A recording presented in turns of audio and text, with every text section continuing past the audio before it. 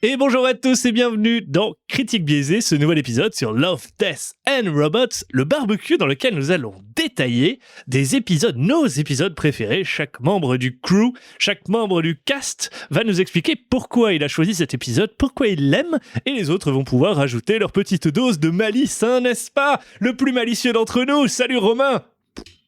Hey, salut tout le monde, le malicieux, c'est moi. C'est bien ça. Romain le malicieux, Pierre le fourbe. Et salut, lui-même. Benjamin le jovial. Oui, bonjour. Et Olivier l'asticot. Je sais pas quel bruit faire. Quel bruit fait un asticot? Salut. Spritch. Un truc comme ça. C'est quoi ce descriptif d'asticot? Je sais pas d'où ça sort et ça m'a fait vraiment penser à des sons très dégueux. Voilà. Mais voilà, c'est Love, Death and Robots et moi-même, Toto, le robot. Qu'est-ce que c'est drôle, qu'est-ce qu'on se marre. Vous allez passer avec nous plusieurs minutes de vos vies. Restez là. Vous êtes parti là, je pense. Peut-être qu'il faut que tu restes. Peut-être faut que tu restes sur tes trucs avec Cool Chain. C'est peut-être pas plus mal. Parce qu'Olivier l'asticot et Toto le robot, ça fera un bon épisode de Love, Death and Robots. J'ai des rimes des enfants de 6 ans et alors c'est bon. Donc nous allons chacun parler, les amis. Je vous propose de commencer par Benjamin et Pierre. Vu que vous avez le même épisode préféré, vous allez nous en parler tous les deux. Vous faites souvent des duos, j'ai l'impression que vous êtes un peu comme Batman et Robin. Spoiler alert pour le prochain épisode de Critique biaisée. C'est beau. Moi j'aurais dit Ménus et Cortex, mais... Et qui est qui? Oh, j'avoue. Ah bah moi je suis Ménus. À ton avis, qui non, je veux dire avant. Moi j'ai mon idée, mais bon. Moi aussi. Je doute que nous ayons les mêmes. Alors, votez sur Apple Podcast dans les commentaires, s'il vous plaît, avec une note 5 étoiles.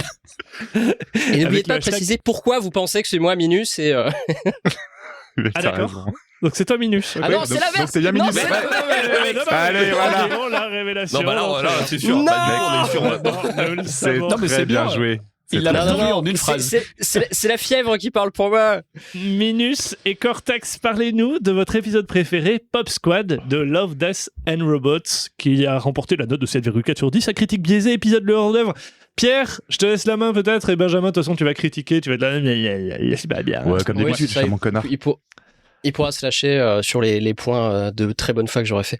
Enfin bon, Pierre, Pop Squad, moi j'ai bien aimé. Donc ça se passe pour le coup là dans un futur qui est très dystopique, qui serait même presque borderline cyberpunk si on avait un peu plus de robotique quoi. Mais qui frôle le genre sans trop s'y avancer. Où les plus riches prolongent leur vie artificiellement et où le fait d'avoir des enfants est interdit à cause d'excès de population et de manque de ressources. On ici une espèce d'escouade qui visuellement est entre la police d'État et la Gestapo, et on se rend compte après quelques minutes que en fait ils sont là justement pour maintenir cet excès de population et éviter qu'il y ait de nouvelles têtes qui apparaissent sur Terre, aka tuer des enfants. Alors on nous balance ça dans la tronche à un moment et tu le comprends en mode ah ok. Et tu pars de ce constat et tu suis un personnage qui au final est complètement dégueulasse dans un espèce de petit chemin de rédemption où il réalise un peu en se disant qu'il a vécu des centaines d'années, etc. que est-ce que ça vaut vraiment le coup de continuer comme ça?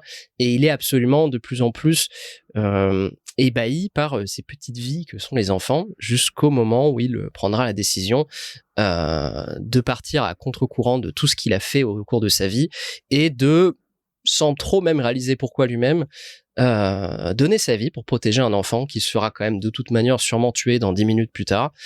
Mais quand même, ça nous montre une petite redemption story dans laquelle je suis particulièrement friand. Moi, j'adore ce genre d'histoire où on suit un personnage qui est moralement tout à fait répréhensible, mais qui finira par essayer de prendre des quote-unquote bonnes décisions. L'univers en lui-même est assez prenant. Le style visuel, c'est pas peut-être le plus travaillé par rapport à d'autres épisodes, comme Snow, dont va parler Romain, mais quand même, c'est un style un peu noir, presque mid-années 90, qui m'a assez plu. Et puis toute la contraste avec cette espèce de monde d'en haut et la surface de la Terre qui a l'air complètement désolée, ça donne un petit truc visuel qui est vraiment top. J'ai une petite question. T'as parlé de rédemption. Et je sais pas comment vous l'avez vu, puisque je pense qu'on l'a tous vu là autour de la table. Toi, Benjamin, c'est le seul que t'as vu, donc bien sûr.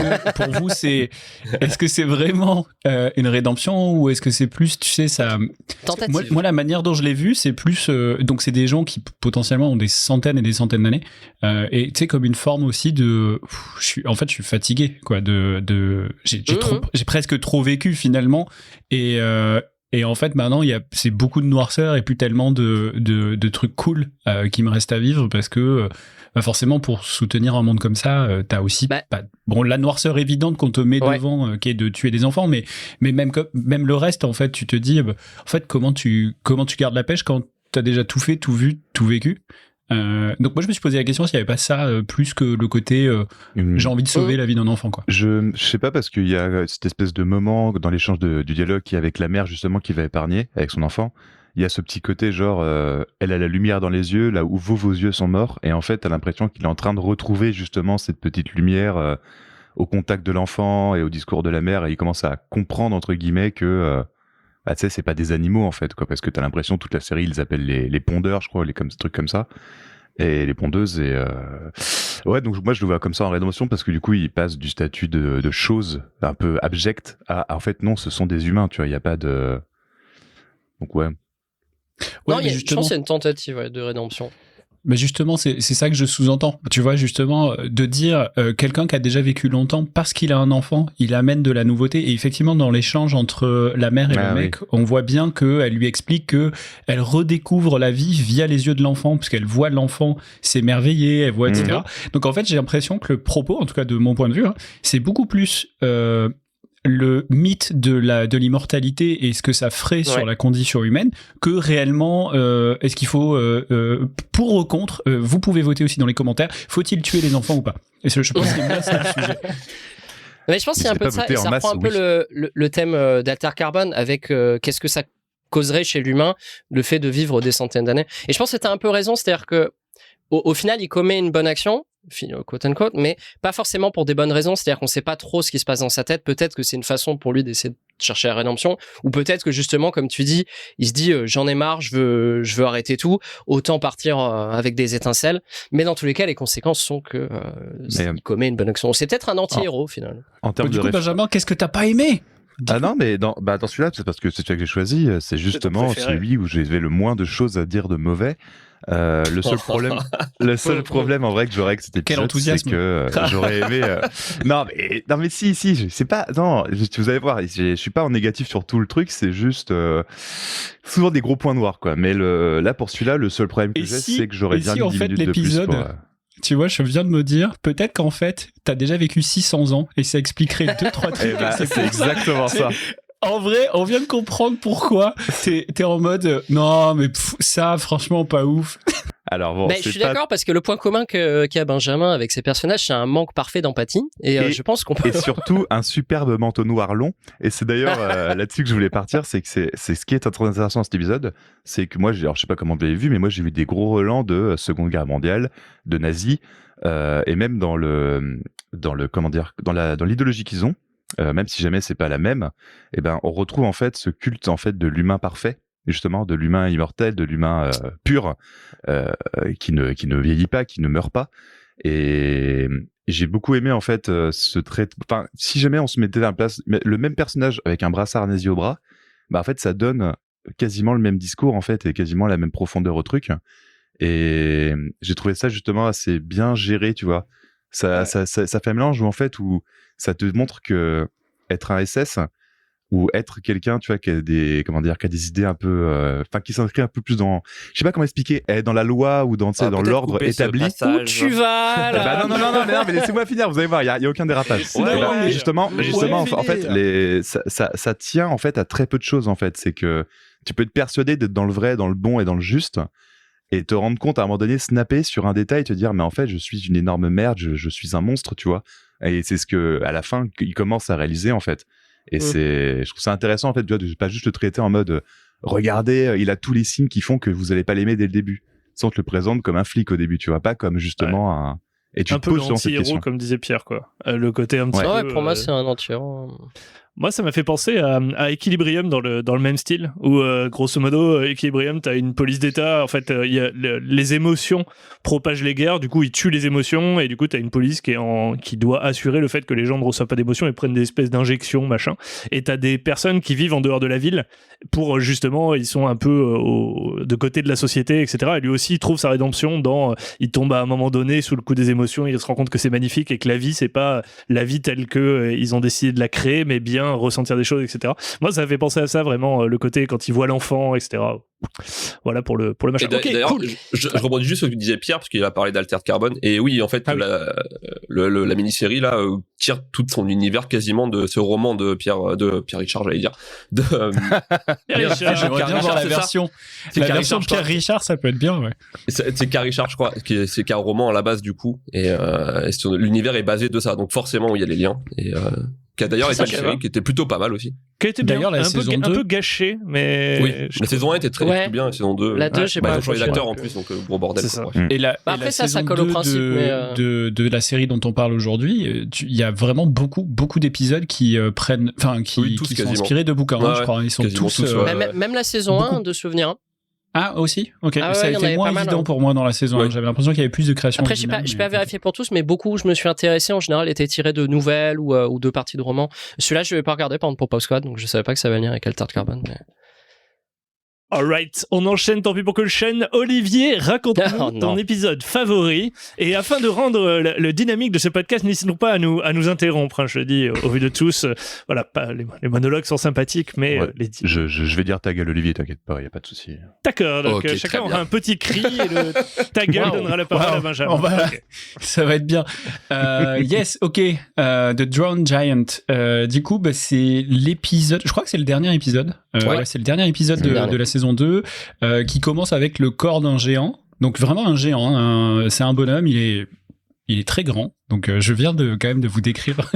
C'est une géant, bonne très définition grand. du géant. Moi je savais merci, heureusement, c'est vraiment waouh. Il nous prend vraiment pour des cons à ce point-là en fait quoi, c'est un bonhomme. Puis ça résume déjà l'épisode, hein. Il y a un géant.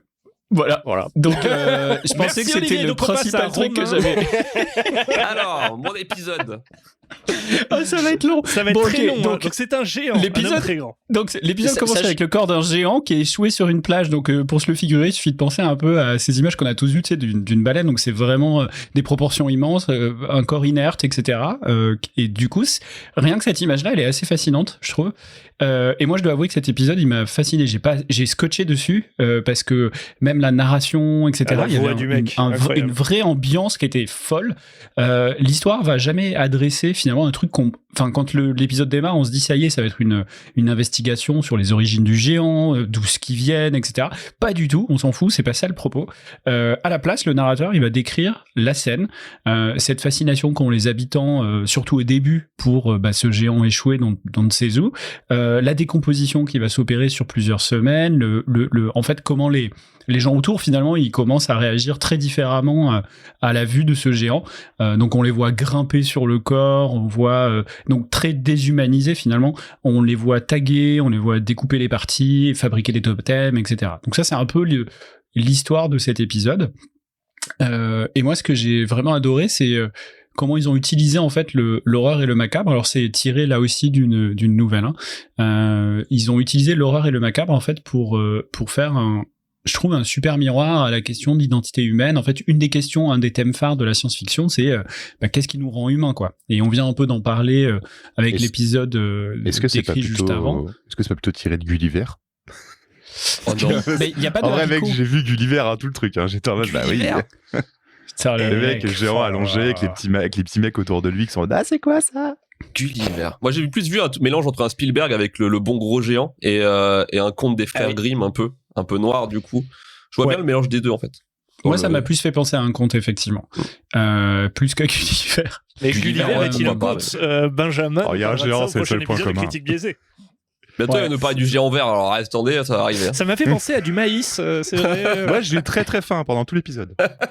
Donc ouais, du coup, moi je trouvais ça cool parce que ça pose la question de ce qui nous rend humains, du coup nos réactions, ça questionne un peu nos réactions face à ça, notre taille, est-ce que tu sais c'est un peu le mythe de Thésée avec le bateau, c'est si t'enlèves en fait un bras, est-ce que c'est toujours un individu, la tête, ensuite tu finis par vraiment le désosser et il restera plus que les os à la fin, etc., qui vont finir par réapparaître à des endroits de la ville.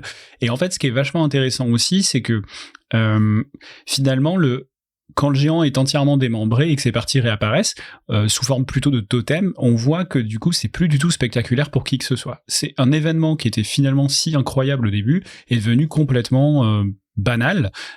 Et donc, tu vois, ça questionne aussi notre rapport à ce qui peut se passer dans le monde et notre fascination pour des sujets ou pas. Et tout à l'heure, tu parlais, Benjamin, de comment... Gulliver, oui. Ouais. Non, mais tu sais comment on avait l'épisode d'avant, il questionnait un peu le rapport à l'homme parfait, etc. Moi, j'ai trouvé que dans celui-là, il y avait aussi cette question un peu sous-jacente, quoi. En gros, par exemple, quand le narrateur il découvre pour la première fois, il commence à décrire le visage de cette personne-là avec un langage qui est pas sans rappeler les heures sombres de cette fausse science qui était la physionomie, où on se disait que en décrivant les caractéristiques de ton visage, on pouvait déduire tes traits de caractère, etc., qui a vraiment servi au racisme institutionnalisé.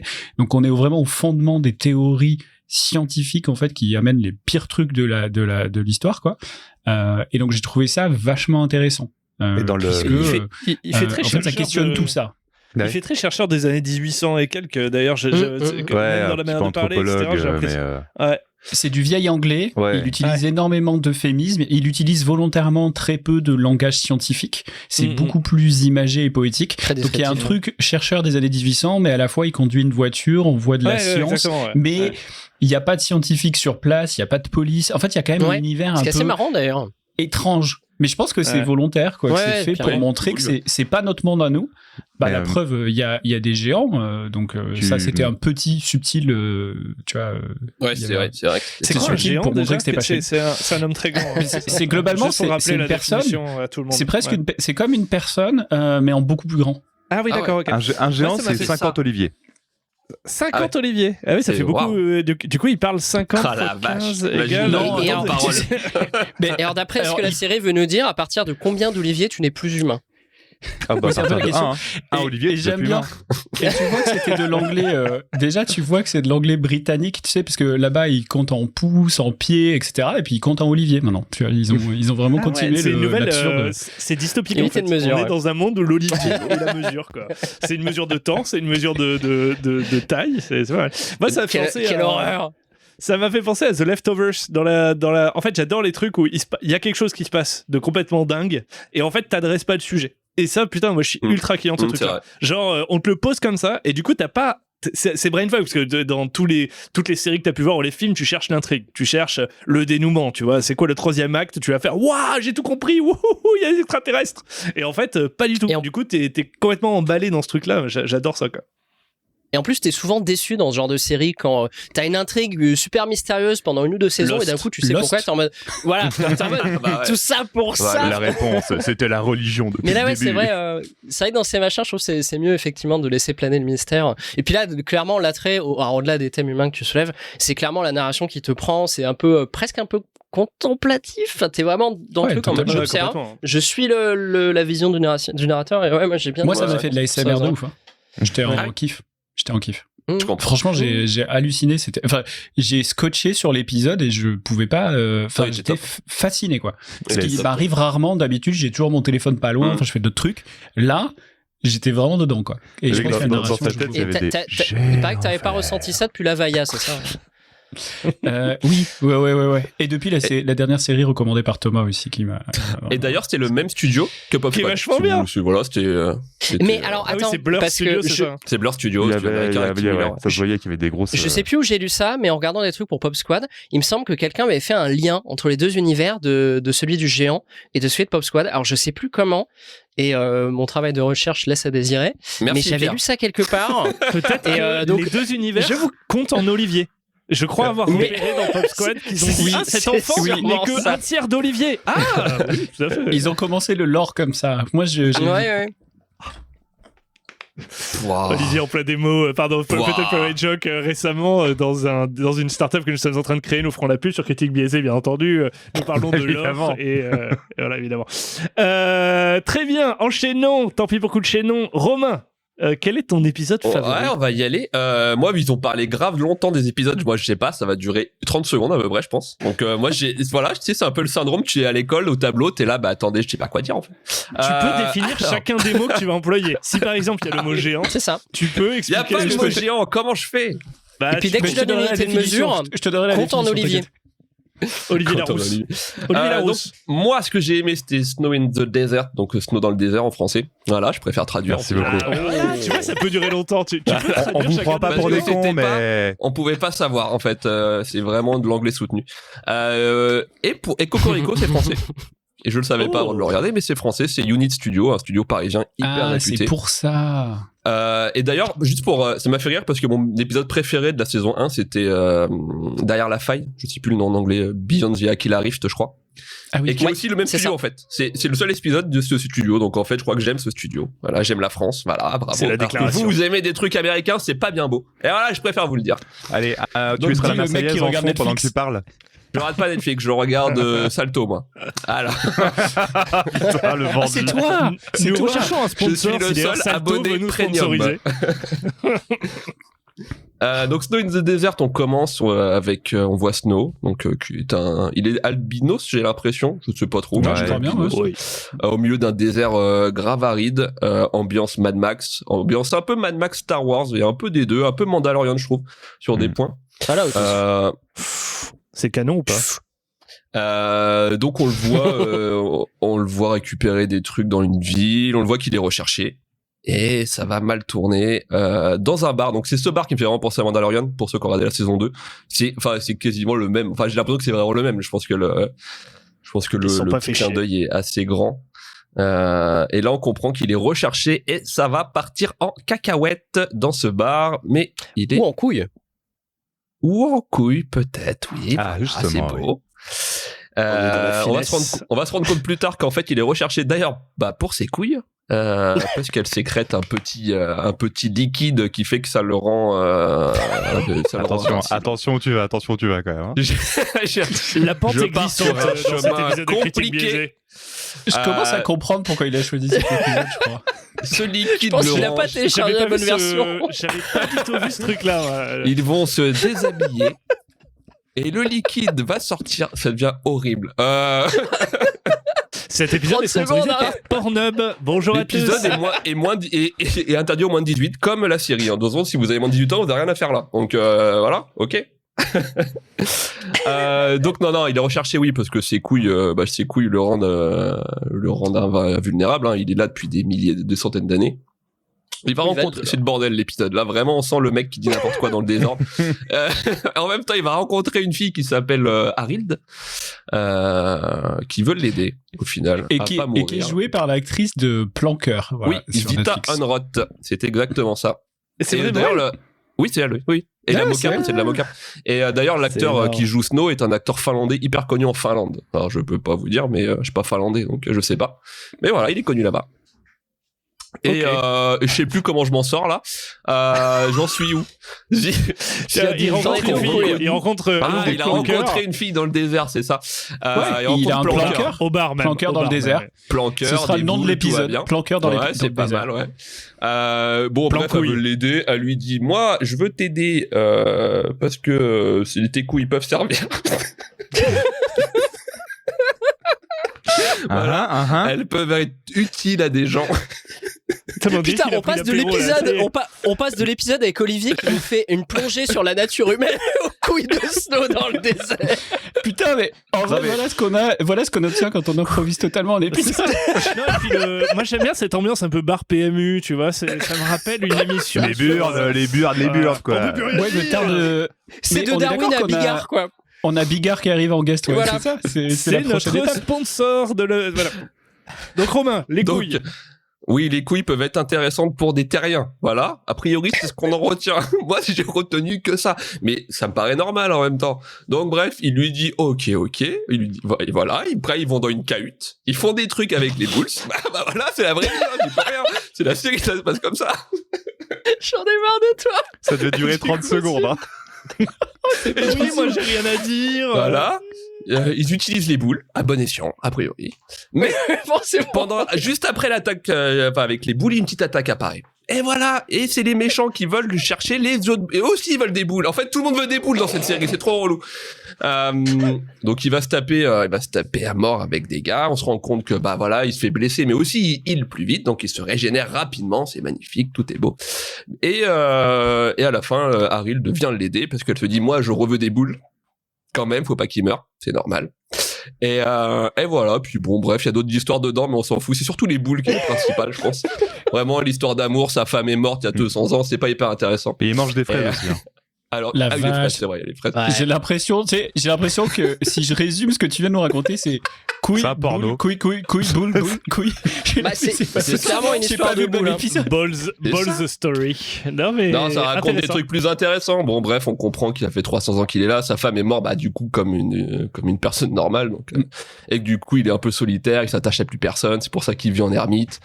Et à la fin, on apprend que Arild est un, il lui Android. reste en vrai le tronc nerveux Cyborg. et son Un cerveau. cyborg. Ouais. Bah non, parce qu'elle est pas totalement synthétique, c'est pas vraiment cyborg. Ah, c'est vrai, du coup. c'est- Cyborg, c'est pas totalement Ouais, synthétique, c'est un Ah, c'est mélange. vrai, ouais. Ben non, mais c'est Et que ça, du coup, Cyborg. bah, ils peuvent Ouais, c'est vivre ça. ensemble toute la vie ou toute l'éternité parce que personne ne meurt. Vive les boules, voilà, à vous. Ok. Mais du coup, attends, tu c'est mettrais quel les épisode sardines que en t'as fond. décrit? C'est celui de l'épisode de Noël ou c'est je suis perdu? T'as parlé tellement de boules? Il s'appelait Boule dans le désert. Après, je sais pas lequel vous avez vu, vous. Parce que ça me fait penser, tu sais, il y en a un sur le Père Noël. Il est Je trop me bien suis celui-là. dit- Je l'aime beaucoup celui-là. Il est Il est très très bien. bien, Je me suis Je dit, t'arrêtes viens- pas de parler de boules. Moi, j'ai été perdu, je croyais. Je- que Alors, il y a des enfants, j'aurais peut-être pas Toi, oublié, mais Romain, ouais. Bien tenté, je Olivier, viens, bien je viens de tenté, réaliser à cause de toi que l'épisode, littéralement, s'il parle des boules de neige.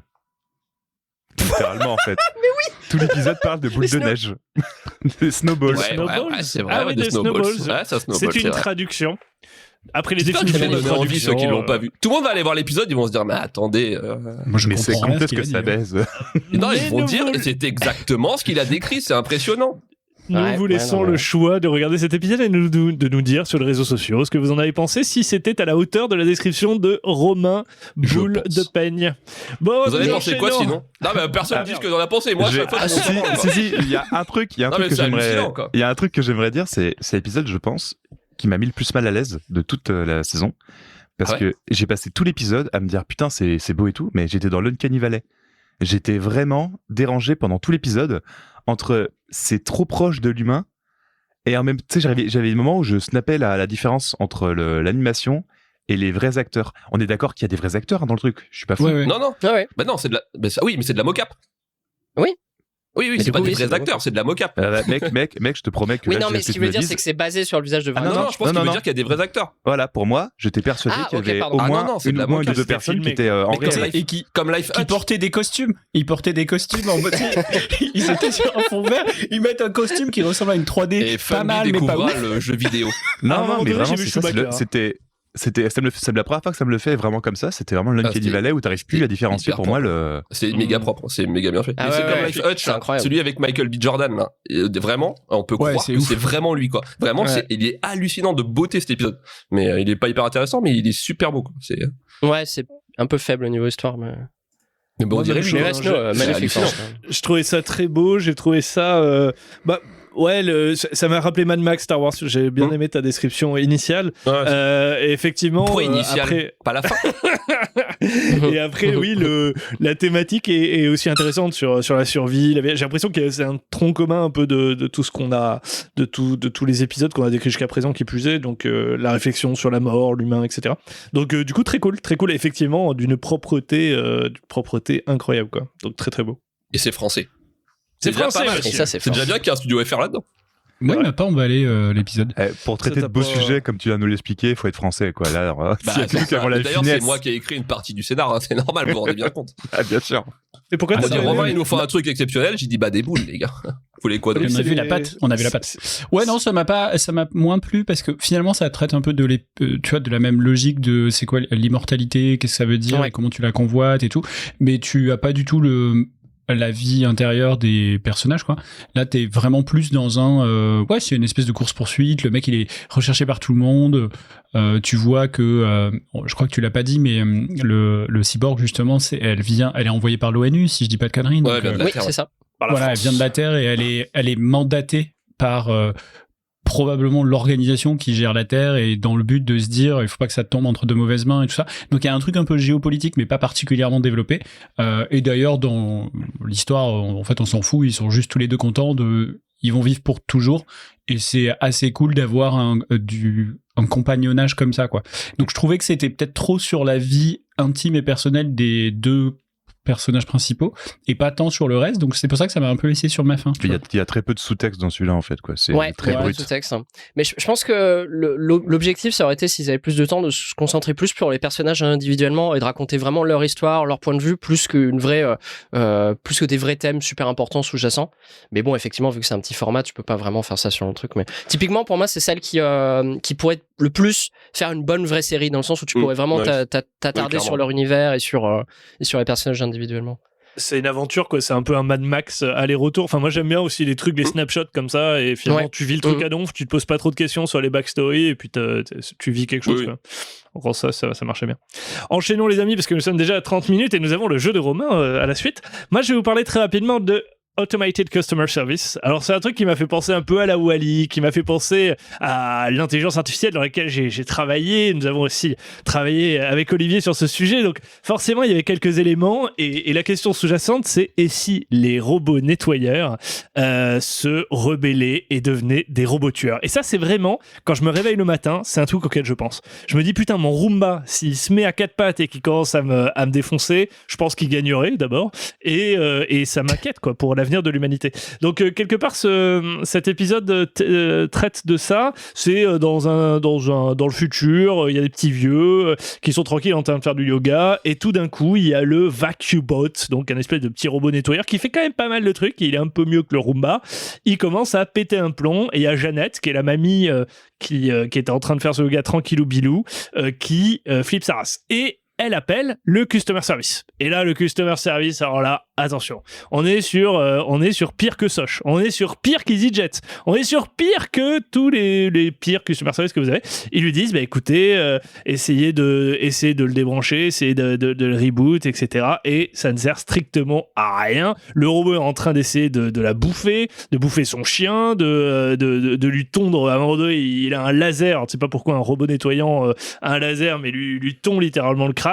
Et il a fallu que son petit voisin, alors petite amourette, on est sur le thème de l'amour avant tout, qui draguait Jeannette, Bill, arrive avec un bon vieux 22 long rifle et tire dans la tronche du VacuumBot.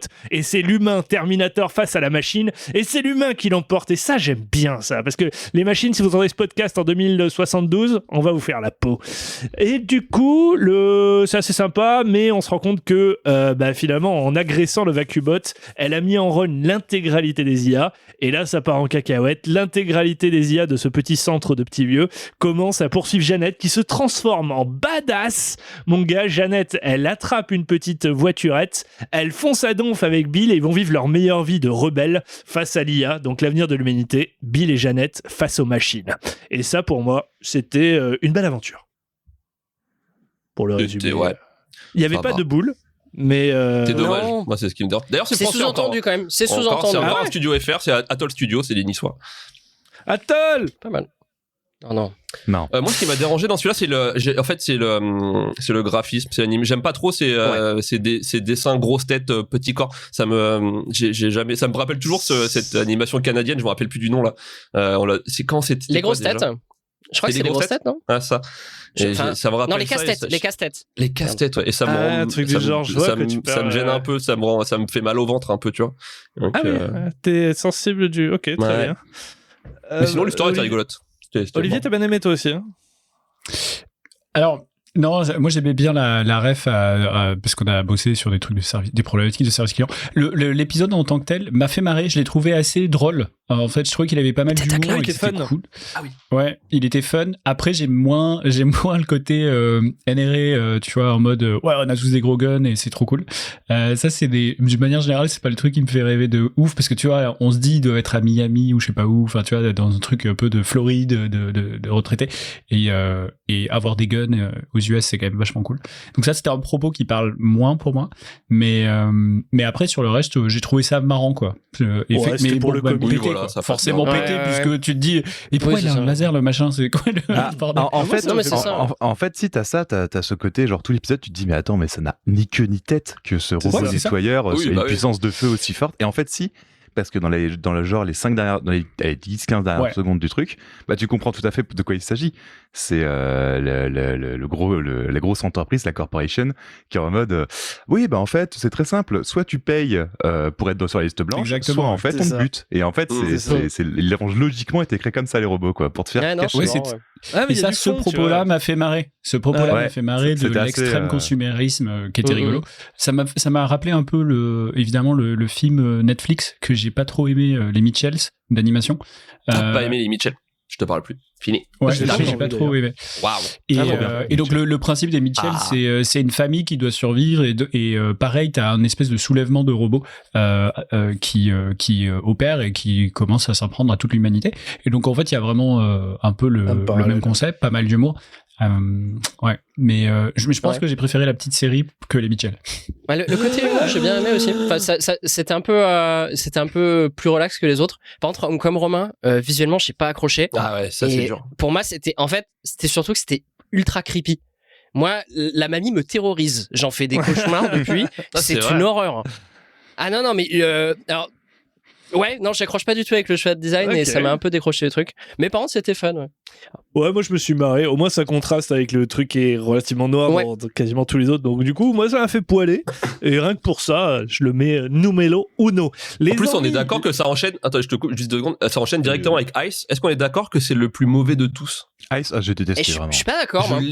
Je l'ai pas du tout aimé. J'ai pas compris ce qu'il voulait dire en fait. Je trouvais ça naze. C'est lequel déjà? C'est celui où il y a un frère. Tu sais, on est sur une autre planète, il y en a qui ont des super pouvoirs. Ah non, il est beaucoup trop bien. Ah, moi je l'ai détesté. Moi, j'ai pas aimé aussi. Je me suis emmerdé. Beau, onirique, non, mais ça c'est beau. Ça c'est beau. Par contre, ouais, très onirique. Bienvenue à Gattaca-like. Ah non. C'est Bienvenue à Gattaca, tu sais, c'est même en étant modifié au final. Ah, j'ai trouvé l'intrigue hyper plate. J'ai trouvé ça naze. Non, mais le propos est génial en fait. C'est justement ça, c'est que c'est un truc complètement banal de ta vie qui pour eux c'est des êtres extraordinaires. Et pas tous. En fait, non, mais le propos c'est qu'il y a un des frères qui est boosté et l'autre qui l'est pas. En fait, c'est ça. Oui, non, mais c'est là qui est cool. Non, mais c'est ça. Ouais. Et du coup, pour un truc qui paraît complètement banal pour les augmenter et complètement héroïque pour lui, et son héroïsme, il dure une demi-seconde parce qu'en fait le gars il est blessé, il va le sauver, tu sais, avec la scène classique un peu, va sauver le soldat Ryan, et dans la seconde d'après le mec il peut remarcher parce qu'en fait alors attends, ils sont boostés à ce point là quoi. Je suis pas sûr que ce soit ça qu'ils te disent. Je pense qu'ils te disent que le frère s'est volontairement cassé la gueule pour lui laisser un moment de briller en fait. Je suis pas sûr à 100%, mais c'est comme ça que j'ai un peu compris. Ah oui, c'est vrai qu'il y avait en mode aussi, lui qui réalise. Mais en fait. Oui, je me suis posé la question. Je pense qu'en fait, ils te répondent pas. En fait, tu sais pas. Tu t'as ça peut être l'un ou l'autre. Soit en gros, ils sont tellement cheatés que le problème est pas un problème pour très longtemps, soit en fait effectivement c'est un espèce d'acte de un petit clin d'œil de vraiment de pitié finalement, où c'est encore plus pathétique pour le mec qui n'est pas boosté, et ça pose des questions hyper cool à la bienvenue à la Gattaca. Non, moi j'ai trouvé l'épisode après Je pense que c'est un côté touchant aussi parce que il te montre une relation avec les deux frères qui est un peu compliquée, avec l'un qui est une prouesse technologique où les parents sont super fiers et l'autre pas du tout. Et tu vois qu'ils ont une relation qui est un peu compliquée parce qu'ils vivent en mode le mouton noir et l'autre. Et je pense que c'est intéressant ce développement en mode au final l'autre lui montre qu'il care à sa façon. Et émotionnellement il y a un truc qu'ils essaient de montrer, je pense. Et par contre visuellement c'était mon style visuel quasiment préféré du truc. Je pense que c'est pas le plus travaillé aussi, mais j'ai beaucoup aimé les couleurs et ce que ça rendait visuellement quoi. Ouais, les couleurs, l'animation. Il y a une scène où il y a le frère là qui pousse un espèce de cri avec de la buée qui sort de sa bouche. Je crois que c'est d'ailleurs plus ou moins l'image du teaser du truc.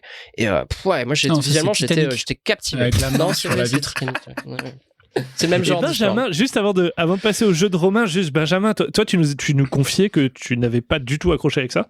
T'as pas été très vocal, mais enfin t'as pas été genre dégoûté de tout ça. Toi t'en retiens un truc chiant quand même. T'as pas kiffé. Non, c'est ce que je disais en fait, c'est que j'allais pas forcément être véhément parce que j'ai pas eu de vrai problème en soi avec la série que j'ai trouvé globalement très jolie avec certaines fois des textes, des sous-textes qui m'intéressaient. C'était juste que sur un one-shot de 10 minutes, quand je commençais enfin à goûter à un truc qui me disait « Ah là, ça commence à avoir bon goût », crédit de fin. Et j'étais en mode « Bah, fais chier quoi », parce que en fait, finalement, je suis en train de me hyper et ça retombe instantanément. Je sais pas comment dire, j'ai l'impression que c'était sûrement que mon ressenti à moi, mais pour moi, je l'ai vu comme ça, c'était... Ce que disait ton ex, non, je suis obligé de la faire. Non mais je suis obligé. Moi je suis dans le truc des boules. Alors ça retombe. Ouais non mais écoute, j'ai pas le choix. Allez faire. J'accepte. C'est pour ça te fait un PTSD en fait. J'accepte. Et depuis tu peux plus. Voilà, je comprends. Non, mais c'est ma dernière participation au podcast. Mais j'aime c'est quand Romain il se lance dans la blague, il commit dedans et après il termine. Ouais c'est ça. Romain, l'apéro avant, faut éviter. C'est trop de café. Ouais, c'est ça. C'est ça. Et du coup, ça m'a laissé un goût de... Finalement, j'ai l'impression que c'était un épisode qui pouvait, avec un matériau pour en faire 25, qui a été coupé à la moitié parce que c'est le format de la série, et que moi, j'étais en mode, non, mec, là, tu peux pas faire ça. C'est l'inverse de Zack Snyder, quoi. C'est un peu ça, ouais. Après, je pense qu'il faut le voir. Love, Death, Robot, je pense que c'est avant tout une espèce de promotion des studios d'animation, clairement. Et je pense que c'est comme ça qu'il faut le prendre. C'est eux qui peuvent mettre en mode regardez ce qu'on peut faire, engagez-nous quoi. Après j'imagine qu'il y a un peu plus que ça derrière, mais je ressens un peu quand même. C'est même pas ça en fait, c'est de l'autopromotion parce qu'en fait à la Réa on a Tim Miller donc qui est la Blur Studio lui appartient. Et on a Fincher de l'autre côté, mais en fait Blur Studio ça doit être je sais pas 7 épisodes sur 10. Donc c'est une autoprom, enfin c'est carrément ça quoi. Mais c'est stylé, on en retiendra des graphismes, des émotions et des boules. Romain, enchaîne, j'espère que le jeu n'est pas... Enfin voilà, ça tourne sur les boules, hein, pas le choix. Les meilleures boules dans les films. Dans des films moins de 18. Alors j'ai hâte qu'il donne l'Oscar des meilleures boules ou le Emmy c'est le Ball Award. Le Ball Award. Ça va être pas mal. C'est ça qu'on fait en fin d'année avec Critique Biaisée, le Ball Award. Non, beaucoup plus simple. On crée les Golden Globes. Pas mal. Voilà. Allez, c'est tout pour moi. Allez. Alors le jeu où Olivier n'a jamais perdu, même quand il n'est pas là, il ne perd pas. Qu'est-ce qui se passe dans ce jeu ? Je prends des critiques sur Allociné, souvent des critiques où les mecs savent pas écrire, où ils mettent 0, on n'a pas trop de fond, c'est bien biaisé. Aujourd'hui, j'ai pris que des films d'animation. Donc animation en tout genre, il y a du dessin animé, il y a de l'animation, il y a du japonais, il y a un peu de tout. Allez, c'est mon moment de briller. C'est donc le jour où je perds, c'est sûr.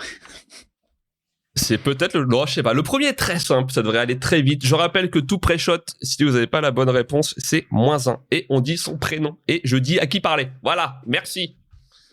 Alors. Benjamin 2,5 sur 5 pour ce premier. Il était moyen, mais ça va. Le film part d'une très bonne idée. Voir le monde à travers des jouets. Malheureusement, Olivier, Pierre C'était Thomas. Toy Story. Eh bien, voilà. J'avais dit Lequel Pas le premier. Toy Story 1. C'est ça, le 1. Bravo.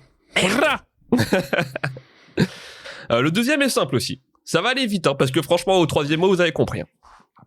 Mais c'est un 0. Le mec a pas du tout kiffé, quoi. Alors, tout simplement navrant. Un ogre qui pète et ça fait toute une salle. Benjamin. Shrek. Putain. Ouais. Un ogre qui pète, ça fait rire toute une salle, on appelle cela un film. C'est juste bien fait au niveau des images, mais il faut avoir le courage de le finir. J'arrive vraiment pas à comprendre le succès de ça, même en le prenant au 3e degré. Il a beaucoup d'humour, cette personne. Ouais. Ah ouais, il a pas totalement tort. C'est vrai. En fait, le film, C'est vrai, un hein. doc qui pète. Non, mais ça pour qui le est coup, je suis fantastique. assez d'accord. hein. Moi, c'est mon délire. Moi, ça fonctionne. Allez, on enchaîne. 1-0, toujours. Ça va être un peu plus chaud, mais vous allez pouvoir l'avoir. Je ne sais pas si on peut qualifier cette chose de film. Ça n'arrête pas de chanter durant tout le film, ce qui est très agaçant. Il n'y a rien d'intéressant. C'est vraiment trop nul. Inutile de commenter davantage ce navet. À éviter absolument. Thomas, Ouais. la Reine des Neiges. C'est assez stylé. En vrai, c'est un bon dessin. Moi, je trouve ce truc exceptionnel, mais c'est la période du Disney dessin animé, c'est Noël. Non, c'est pas un Disney. C'est quelqu'un c'est pas un qui Disney, le ouais. réal, il fait des films d'habitude. Film Le d'animation. réal, son nom, c'est aussi une marque de vêtements. Oh les gars, merde. Thomas, Ouais. Nike. T'as un réal qui s'appelle comme ça? Je sais pas. Pierre, Ouais. il y avait pas un truc d'animation sur Noël qui s'appelait Klaus ou un truc comme ça? Si, sûrement, mais c'est pas ça. Mais c'est pas- Benjamin, Ouais. l'étrange Noël de Monsieur Jack. Ah, voilà! C'est bien, Tim Burton, les gars. Évidemment. Je me souvenais pas que ça a chanté tant que ça, mais ok. Ah bah, c'est une comédie musicale, quasiment. Bah, je c'est crois. sûr, comme mais, beaucoup de j'ai films très d'animation de mauvaise l'époque, ouais. Ouais, Américain. très mauvaise mémoire. Allez, on continue Excellent. toujours à 0. T'as Benjamin en tête. Ah oui, celui-là, je l'avais pas oublié. Ça va aller vite, je pense aussi. Je n'ai pas pu aller au bout du film. La magie n'opère pas du tout. Le petit garçon gras ne m'a pas attendri. Et le vieux bougon ne m'a pas amusé. Benjamin, Olivier Thomas. là-haut. Ah, Benjamin. Là-haut, ouais, là-haut. Et Benjamin, il vous met une branlée. Putain, mais les trucs d'animation. C'est mon heure, c'est heure, putain. Il y en a un autre qui est Et assez encore, simple si vous l'avez vu. Si vous l'avez pas vu, ça va être plus chaud. 1/5. Je n'ai pas vraiment aimé. Déjà, des animaux qui ont l'air d'être empaillés qui parlent, j'ai eu du mal à m'y faire. Mis à part ce côté gênant, j'ai pas trouvé la magie, la petite étincelle Thomas qui émerveille. Ouais. Olivier Chicken Run. Ah non, dommage Thomas. Du coup, tu passes à 0. Non. Olivier, tu veux tenter ou t'abandonnes? Ouais, je vais tenter, parce que de toute façon, je suis Vas-y. à 0. Madagascar Pas du tout. Il y a des animaux empaillés dans Madagascar. Je sais pas. Du coup, Il y a bah, des c'est animaux. terminé de toute façon. L'humour ne m'a pas combattu non plus, dommage. Les animaux empaillés, ils sont de couleur... C'est assez connu en vrai, c'est le type d'animation, je crois que c'est une sorte de stop motion. C'est peut-être pas du stop Ouais, motion. ça me Ah parle. oui, En fait, c'est ça C'est me pour ça que je parle, pensais à mais Chicken plus Run. non. Putain. Non, mais Olivier, c'est- je sais vas-y. pas. Tu peux tenter Non, maintenant je sais de toute façon. mais C'est je me des souviens plus du animaux, nom. Je me c'est souviens plus des du nom. animaux qu'on trouve dans la forêt. Enfin, il y en a beaucoup, ils sont, livre ils de sont la de jungle couleur orange. Non, mais il a dit que c'est du stop motion, du coup. Tu sais, ça me fait penser les Orange. trucs en pâte à modeler, les Ça trucs fait comme vraiment là. animaux empaillés, il a raison quand il dit ça, tu vois. C'est Et c'est pour ça que Chicken Ah Run, oui, je c'était sais. parfait. Putain, je suis deg. Je sais, Olivier. C'est la Vas-y. pub pour le poulet de Gaulois. Il y a les chicken là c'est qui... ça, bravo. Allez là. Ah merde, j'allais sur le bout de la langue, mais. C'est comment je peux vous aider plus c'est vraiment, il est roux l'animal. Tu peux me PM le titre? Ouais, je te l'envoie. Ah là, c'est Bon, Ouais, les gars, je- c'est là. C'est Fantastic Mr. Fox. Ah non, j'ai jamais vu. Oh, j'aurais jamais Aucune trouvé. idée de ce que C'est c'est. quoi Vous l'avez J'ai jamais aucune vu? idée de ce que c'est. Non. Mais non. Ah ouais, non. Ouais, c'est bon. pas ça que. Bah, voilà. C'est trop bien, Fantastic Mr. Fox. Pas grave, hein. Tant pis. Je crois que c'est le dernier. De toute façon, il y a que Benjamin qui a mis des points. Benjamin a 3 points, Thomas a moins Mais c'est 1. Maître du Monde peut-être. C'est Maître du Monde là sur la Ouais, c'est dernière, pas, peut-être. c'est pas la question. Bon, on peut attends, toujours- ça- Il est pas- dégueulasse, il est pas ça. à 0, Thomas. Mais c'est tout le temps comme ça, mec. Ouais, mais là, l'écart est trop fort. Benjamin, je pense que tu peux le mettre même en maître du monde. Est-ce que tu veux le tenter? Ah, c'est lui qui décide. Non, D'accord. non, bah, il faut. Ouais, Comme à la vas-y. télé. Ouais, vas-y, c'est vas-y. intéressant. Allez, vas-y. Là, il y a vas-y. 3 à moins 1. Allez, le mec remet en Oui, Olivier, non, mais oui, parce Olivier que, va réussir de à toute façon- gagner du coup. De toute Ouais, oui. façon, s'il le fait pas, ça serait, tu sais, ça ferait mauvais joueur. Tu te dirais, Bah, c'est ça. jouer Vas-y, par la petite allez. porte. C'est ça. Et Benjamin, tu le connais. Ah, moi, j'aurais fait une celui-là. roue directe. T'es- Romain, T'es sûrement Romain, celui que tu ne- connais le plus ici. tu ne cut pas Benjamin pour mettre la réponse d'Olivier en premier. Voilà, si on c'est- fera ça. Alors, c'est un 0. Quoi? C'est une blague, ce film. On m'avait dit qu'après l'avoir vu, je serais traumatisé et que je pleurerais toutes les larmes de mon corps. Eh bien, c'est tout le contraire qui est arrivé. Je me suis ennuyé à un point devant ce film Benjamin. et la fin ne m'a fait ni chaud ni Ouais. froid, vas-y. Le tombeau des Lucioles. Eh oui! Allez. Waouh, what? Eh ouais, Je il a eu- m'incline. Je Le mec est m'incline. maître du monde. Ah, c'est beau, il a gagné. Putain, Le même pire, en le pire, mettant c'est en que j'ai jeu pensé, en- mais j'avais peur que tu nous mettes un Ghibli genre Spirited Away ou un truc comme ça, et du coup, je voulais plus d'infos. Mais... Ah, je voulais pas un truc trop dur quand même. Putain, joli. Tombeau délicieux. Bravo, Benjamin. Qui est un Benjamin, excellent c'était ton film, d'ailleurs. épisode. Mon dimanche est beau. Ouais, c'est ouf. Non, mais c'est cool. Dès qu'on parle dessin animé, t'es là, c'est cool. Alors, tu dis plus jamais dessin animé, espèce de sale. Bonne ambiance. Ok, merci Romain, Benjamin, félicitations pour ton titre. Nous enchaînons rapidement avec la reco de fin. Si vous avez des choses à partager à nos auditeurs, lancez-vous. Qui a quelque chose à dire, peut-être Alors, j'ai une anti-reco. Benjamin. J'ai une Ok. C'est une anti-reco. Alors, vous savez, je Vas-y, suis en ce moment Benjamin. en train de regarder une série. Je suis dans ce mood où je sais très bien que ce que je regarde, c'est vraiment pas ouf du tout. Mais juste, je le regarde parce qu'il faut que je sache comment ça termine. Mais vraiment, c'est plus. Attention, ce que tu vas dire, c'est peut-être Marocco, du coup. C'est un chemin de croix. Pour l'instant, c'est plus un chemin de croix, tu vois. C'est la série Netflix Qui a tué Sarah. Ah, je peux Qui a matado Sarah. Pareil que c'est bien. Et bah, mec, vraiment, hein, le problème, c'est que et je vais être. C'est alors, espagnol. j'ai pas envie de le dire. J'ai pas envie de le dire. Mais en fait, c'est peut-être un problème que je retrouve dans trop de séries espagnoles que je regarde récemment. C'est Qu'il parle Il joue comme espagnol. des patates. c'est Il joue comme des patates. non, même pas. C'est même pas si mal joué. C'est juste que on prend les acteurs corrects, on prend, c'est plutôt joli. C'est le fil rouge est intéressant. Par contre, autour de ça, le scénario, bah non, on se torche avec, on l'a mis dans les chiottes. T'as plein de moments où tu te dis, ah non, c'est pas possible. Donc ça, c'est ta gueule. reco Genre, par exemple, C'est C'est l'anti-reco. voilà, c'est l'anti-reco. Putain, Genre, pour un Il exemple fait simple, comme moi regarde maintenant dans notre, Apéroco. notre héros, qui va essayer de se venger d'une famille, vit et fomente son plan et va agir contre cette famille dans un lieu où tout le monde sait qu'il l'a. C'est-à-dire qu'à tout Mais tu moment, spoil pas, quelqu'un, non, c'est vraiment, c'est dès le début, tu vois ça. C'est-à-dire qu'à tout moment, quelqu'un de la famille arrive, lui tire une balle dans la tête. Et c'est réglé, la série se termine. Mais personne ne le fait, tu vois. Et t'es en mode, bah, non. Ouais, ça donne pas trop envie. Mais t'as vu la fin ou pas? Non, pas encore, il y a 2 saisons, et là, je suis dans le Ouais, milieu parce que je sais qu'Altea l'a vu et plutôt aimé. Bon, ça, c'est pas une référence. Mais, c'est pas mauvais. mais elle disait que la fin était assez, la fin était assez, Putain, on va avoir une assez note, une étonnante. étoile, quoi. T'es chiant. Non, mais Altea, on merde. t'aime. Altea, non, s'il te plaît. Altea, l'écoute pas. Ne fais Ouais, pas mais c'est ça. c'est pas une référence. On Alors, aime- des trucs, on aime mais ça. attends, Ouais, c'est ouais, régisme. Elle sort avec Romain, quoi. Enfin. Il continue, putain, il continue. Enchaînons, Olivier. Ouais, moi ça va être une reco courte comme d'habitude. Je vais parler d'une chaîne YouTube qui s'appelle le Vortex, qui est en gros c'est Arte qui fait en fait chaque si je dis pas de conneries, c'est chaque année, ils mettent plein de youtubeurs type qui font de la vulgarisation, ils les mettent ensemble dans un appart, dans une baraque, etc. et ils leur font faire des contenus un peu croisés et c'est assez cool. Donc ça c'est une chaîne qui s'appelle le Vortex et l'épisode dont je voulais vous parler, c'est un des derniers qui est sorti, dont j'ai trouvé le sujet assez intéressant et notamment dans la lignée de tout ce dont on a parlé dans les films qu'on a commentés récemment, qui est les super-héros sont-ils tous de droite? Et je trouvais la question vachement intéressante. Et c'est vachement cool. Et il parle du coup de pas mal Marvel et DC et des personnages assez iconiques. Donc je conseille vraiment. Les super-héros sont-ils tous de droite? Spoiler, quand même pas mal. Hein. On va pas se Quand t'as mentir. dit ça, j'ai eu une image mentale de Jean-Marie Le Pen avec son slip par-dessus son Comment pantalon sur une tenue. Et là, je me dis, Il y a qu'il y a vraiment des peut-être- kinks bizarres, Pierre. On est sur une imagination Il y a- prolifique. hein. il y a peut-être- il y a Ta peut-être vie une sexuelle ne série à regarde que faire. toi. Hein, y a pas- Non, mais peut-être Ouais, c'est le ouais. prochain épisode de Love, Death and Robot et and Facho. Love, Death and Le Pen.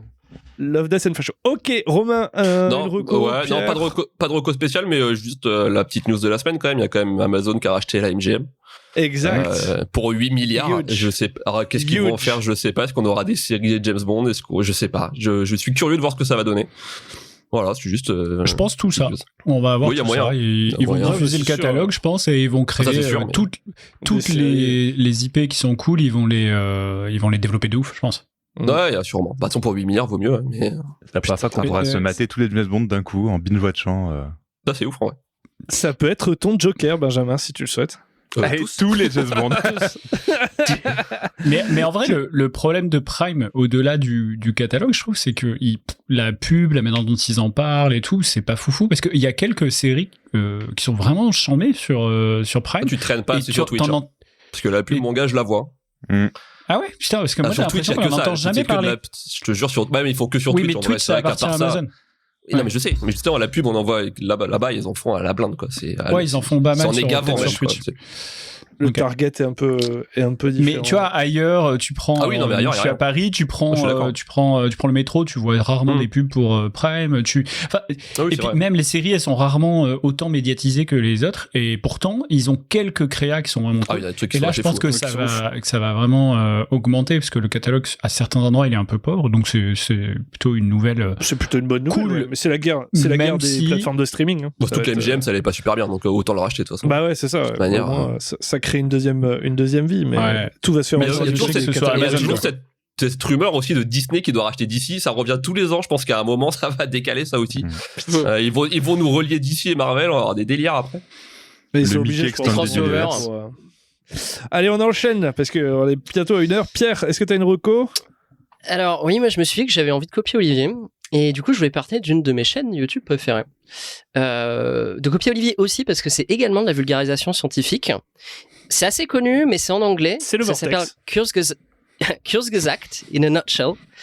Et c'est assez ouf, je trouve. Ça prend beaucoup de thèmes. Ça peut être scientifique, cosmologie ou social, etc. Horoscope, ça Non, parle pas horoscope, justement. un peu de Non, religion. Ça, tu Oui, peux oui, vraiment oui. aller loin dans la théologie. Exactement. Des Des trucs pâtes. scientifiques. Que des Mais, trucs scientifiques. mais qui les prend avec une animation qui leur est assez propre, qui est super jolie d'ailleurs, qui est très simple, mais qui prend vraiment. Et une narration super, le mec a une voix incroyable. Les thèmes qui sont abordés sont plutôt intéressants et a priori, ils en parlent dans un de leurs épisodes. Il y a un taf de recherche et de sourçage qui est assez fou. Je recommande vivement. C'est vraiment une très très bonne chaîne. Ok, le nom, rappelle Donc, quoi, non Je connaissais pas. Kurzgesagt. Alors oui, le nom, il n'est pas très facile. Tu vois, t'es sûr que c'est anglais? Ouais, on C'est dirait un anglais. truc comme ça, genre. Non, c'est anglais. Ok, et pour ma part, ça va être beaucoup moins intelligent pour conclure, hein, évidemment. Ragnarok saison 2. Allez-y, série voilà, qui est nordique, hein, moi j'aime beaucoup. Le mythe de Thor, le mythe des dieux, c'est très scientifique. Foncez, si vous aimez les teen stories et le côté un petit peu dieu, allez, foncez quoi. Voilà, les amis, dans 15 jours, pardon, la semaine prochaine, c'est l'apéroco, comme d'habitude. Et dans 15 jours, nous allons faire le premier Joker de cette saison. Pierre nous a imposé de regarder Batman and Robin, le film de 97. 97 de Schumacher. Et en VF dans le texte. Donc l'équipe va être contrainte et forcée de regarder ce petit bijou de la technologie de l'époque. C'est une petite merveille. Hein. Regardez-le avec nous hein, si vous voulez passer un bon moment d'1h37. Je crois c'était assez court à l'époque. Moi, j'avais vu sur Laserdisc. Mais je crois qu'il est long. Vieux. Mais bon, après, je veux pas faire de mal. Ah ouais, il est un peu long, ouais. Mais ça reste le meilleur Batman. Et je pense que ça va être une leçon pour Snyder, tu vois, en mode voilà comment on fait Batman. Et je pense que ça, c'est important. On n'a jamais vu un aussi bon méchant, enfin, je veux dire. Eh non, c'est le meilleur vilain de tous les temps. Rendez-vous dans 15 jours pour passer un bon moment avec nous autour de Batman and Robin VF Edition. En attendant, nous vous souhaitons une excellente semaine et nous faisons des poutous. Ciao, ciao. Bisous Au revoir tout le monde. Ciao, bonne semaine. À plus.